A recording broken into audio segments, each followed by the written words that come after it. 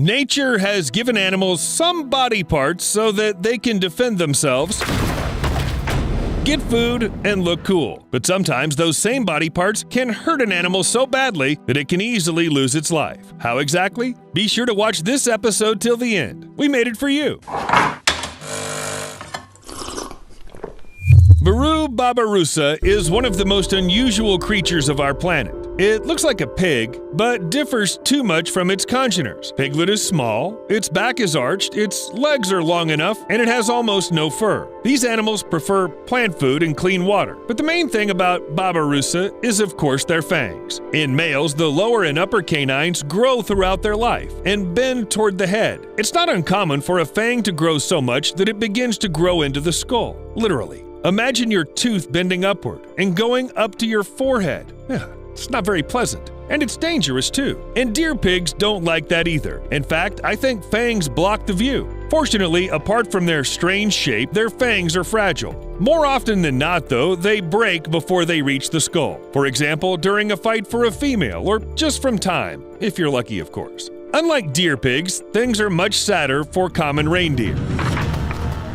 Their antlers are strong enough even to injure other animals. It's a real weapon that could very well cause the death of its wearer. Male deer fights are common. During the breeding season, they fight for females, and such battles often end in the death of one of their rivals. Most often, he just runs into another's antlers and...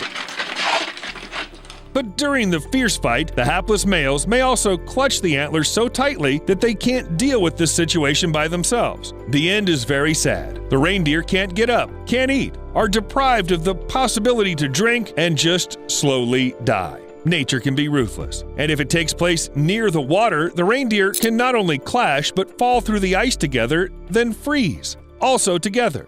But sometimes the animals are lucky and people notice their misery in time. It's enough to cut out a couple of antlers or shoot them off.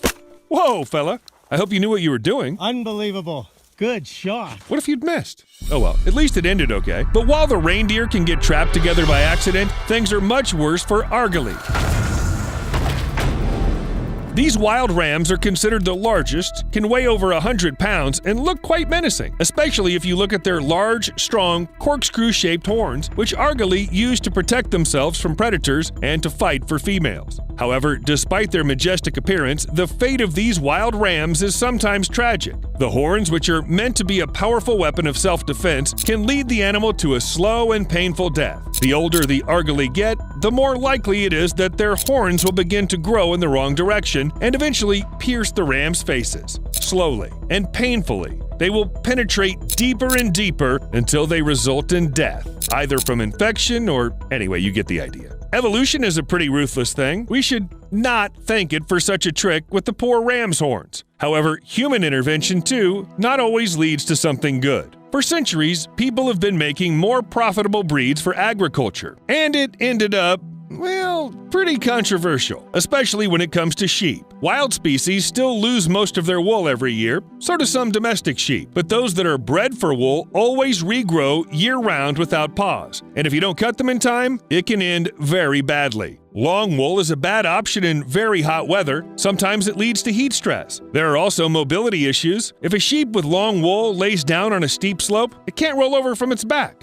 It's like those bugs that lie with their legs up in the air. In addition, the wool causes vision problems. Not enough trouble? Excess wool, which isn't cut, begins to pile up right on the animal, forming knots. All sorts of parasites thrive under these knots. Insects cause unbearable itching, which disturbs sheep and makes them constantly rub against trees, fences, and against everything that it comes across. In such cases, the sheep may tear its sides until they bleed, which is a direct way to infection and sepsis. In extreme cases, the sheep with too many wool may die. So sheep need regular visits to the sheep barber, and here's another absurd fact for you. Donkeys need manicures. I'm not kidding. Like horses, most donkeys need their hooves cut at certain intervals. It's usually every 6 to 10 weeks. You got it right. Horses are subjected to this procedure as well. If the hooves aren't cut, the animal loses its ability to walk straight, which causes trauma, discomfort, and shock to everyone who sees the bent hooves, because it's a really creepy sight.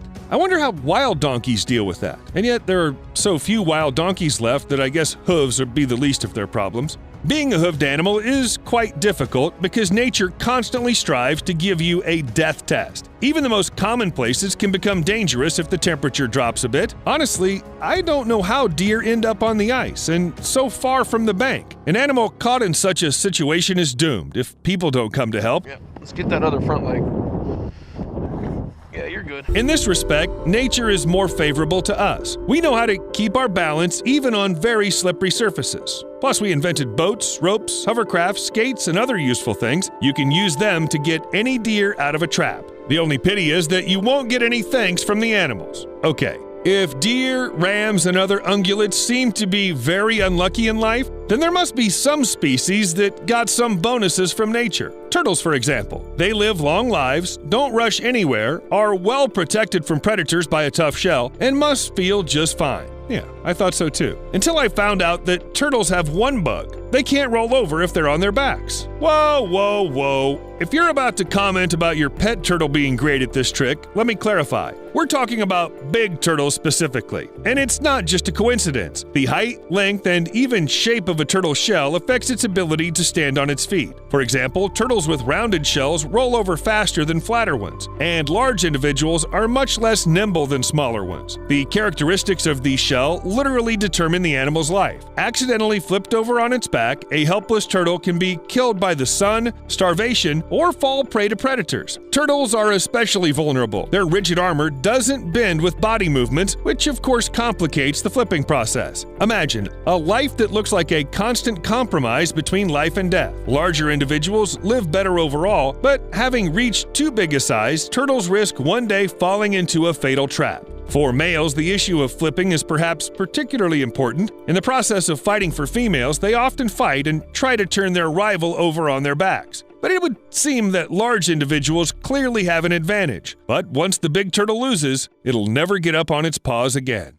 Sloths can hardly be called well-adapted creatures because, yes, they are that slow, exactly as you might imagine. Sloths spend most of their lives in the trees, barely moving and blending in with the foliage. Once a week, they come down to the ground to defecate. They sleep about 20 hours a day. Kind of reminds me of humans on vacation. But slowness and friendliness can cost sloths their lives, and the danger can come from anywhere. Any hungry predator can spot a slow animal and eat it. Why not? The dinner won't run away, even if it wants to. Even a spectacled owl, which in fact is not much larger than the sloth in size, can get the job done. It's just faster, stronger, and, well, it's hungry.